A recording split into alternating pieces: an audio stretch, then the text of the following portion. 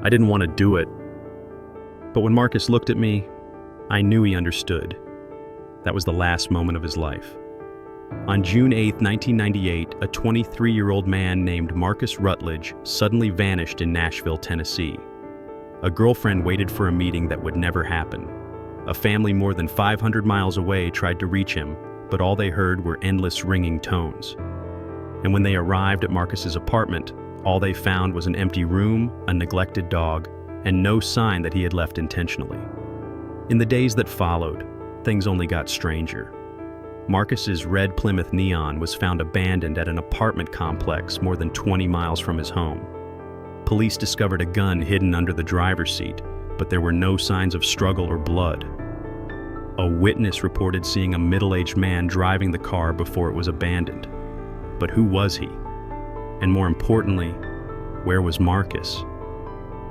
As time passed, the case was slowly forgotten, but then, one day, a skull was found deep in the woods, far from where Marcus had lived. That was all that was left of him. No one knew how he died. No one knew who put him there. But one thing was certain. This wasn't just a disappearance. This was a murder. This story isn't just about a missing person. It's a story of secrets, mistakes, and truths buried for more than 2 decades. Someone out there knows what happened to Marcus Rutledge. And today, we're going to follow the trail to uncover the truth. Do you love gripping true crime investigations? Don't forget to subscribe so you never miss a real-life mystery.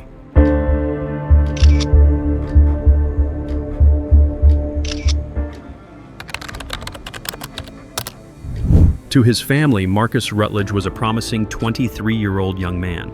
His parents, David and Jerry, believed he was attending Tennessee State University, TSU, and was on the verge of graduation. They were proud of him, a responsible son, a devoted father to his young daughter. But when Marcus disappeared, the truth began to unravel, and it was far from what anyone had imagined. As it turned out, Marcus had dropped out of college in 1997, and his family had no idea.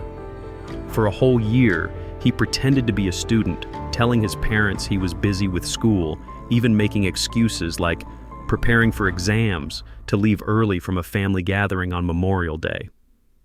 When police investigated, they found no records of Marcus being enrolled at TSU. So what had he been doing for the past year? According to his friends and even his ex-girlfriend, Marcus made a living by selling drugs on a small scale, mostly to students. He wasn't a big-time dealer, nor was he deeply involved with any dangerous gangs, but he had stepped into a world that could kill him. Why would a young man from a good family with a solid educational background choose this path?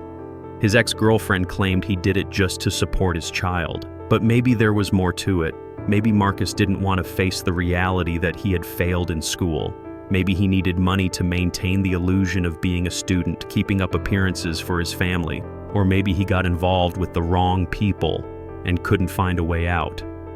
One thing was certain, Marcus was hiding too many secrets, and when someone has too much to hide, they become an easy target.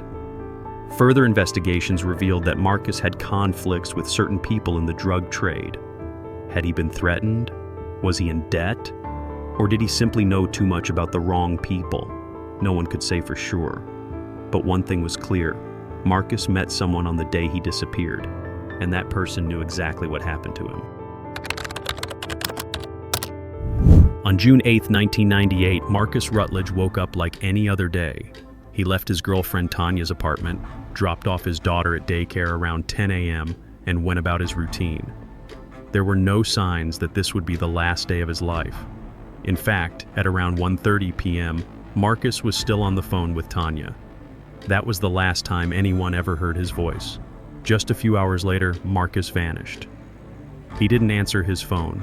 There were no signs that he left in a hurry, no reports of an altercation or an accident. He simply disappeared. But the truth is never that simple. Marcus had a meeting that afternoon, a meeting he never told anyone about. And I know that because I was there. Marcus thought it was just a conversation. He believed he could trust me. But what Marcus didn't realize was that some things should never be spoken about. Some things should never be discovered.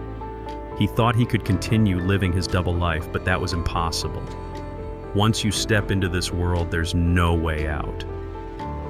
And Marcus realized that too late. I don't know if Marcus figured it out in time, but when he looked at me, I saw a flicker of unease in his eyes. Maybe he sensed the danger, but he still tried to stay calm. He thought he could talk his way out, explain, negotiate, but no one ever gets that chance. After that day, no one saw Marcus again. No signs, no calls, no messages. Tanya was the first to realize something was wrong. She tried calling Marcus, but there was no answer. That evening, she went to his apartment. His red Plymouth Neon was gone. A deep, unshakable fear crept into her chest, as if she already knew something terrible had happened but couldn't put it into words. She called Marcus's best friend, ATHAN GIBBS Jr. Together, they broke into Marcus's apartment. Everything was still in its place, no signs of a struggle. But one detail sent chills down their spines. Marcus's Rottweiler was locked in the bathroom with no food or water, only the toilet to drink from to survive. Marcus would never abandon his dog like that. At that moment, everyone began to understand. This wasn't just a temporary disappearance. This was something much more serious, but what no one knew was that by then, Marcus was already far from his apartment, and he was never coming back. Weeks after Marcus Rutledge disappeared, police still had no clues to explain what had happened to him. No witnesses saw him leave his apartment. There were no signs of a struggle, no evidence of violence. It was as if Marcus had simply vanished into thin air. Then, a crucial piece of evidence surfaced. On June 30th, 1998, a maintenance worker at the Riverwood Apartments, more than 20 miles from Marcus's home, contacted police about a red car with Michigan plates that had been sitting in the parking lot for weeks. When officers arrived, they confirmed that it was Marcus Rutledge's 1995 Plymouth Neon. There was no blood inside the car, no signs of forced entry or tampering. But there was one strange detail. The car wasn't locked, as if someone had left it in a hurry, with no concern about covering their tracks. Inside, police found a gun hidden beneath the driver's seat. There were no indications that it had been fired recently, but its presence raised a troubling question. Did Marcus carry a gun, or did someone place it there after he disappeared? The maintenance worker also recalled seeing a middle-aged man driving the car a few times before it was abandoned for good, but he couldn't remember the man's face clearly, only that it wasn't Marcus. Investigators recovered a fingerprint from the driver's side window and another from a VHS tape found inside the car. But when they ran the prints, they didn't match anyone in the system. They weren't Marcus's, ATHAN's, or Tanya's either. This could only mean one thing. Someone else had been driving Marcus's car. But no one knew who that person was. Police tried to determine who had last seen Marcus, but no one had an answer. No one knew why his car had been left there. No one knew who had been driving it. And most importantly, no one knew where Marcus was. When police found no trace of Marcus Rutledge, they shifted their focus to the last person known to be in contact with him, ATHAN GIBBS Jr., Marcus's best friend. ATHAN wasn't just a close friend.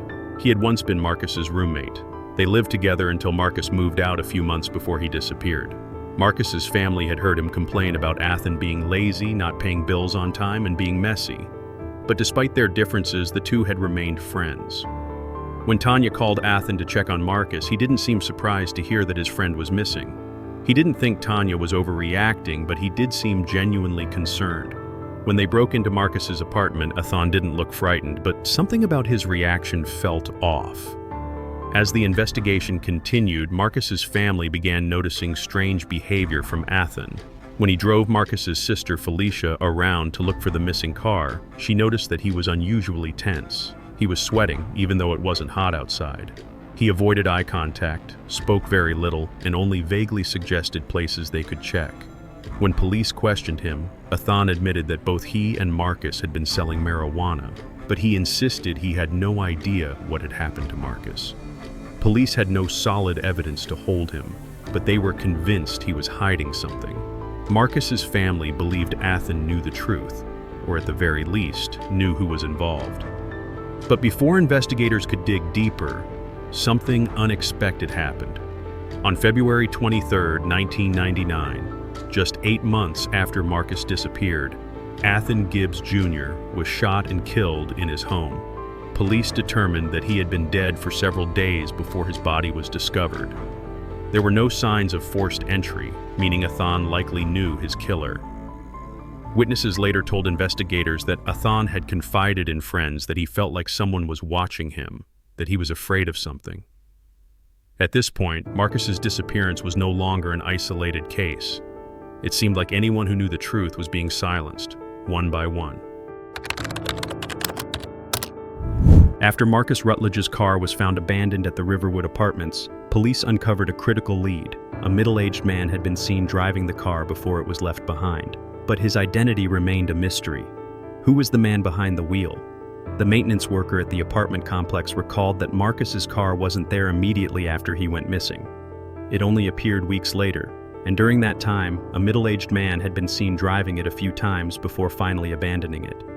Police searched for residents who might recognize the man, but no one knew him.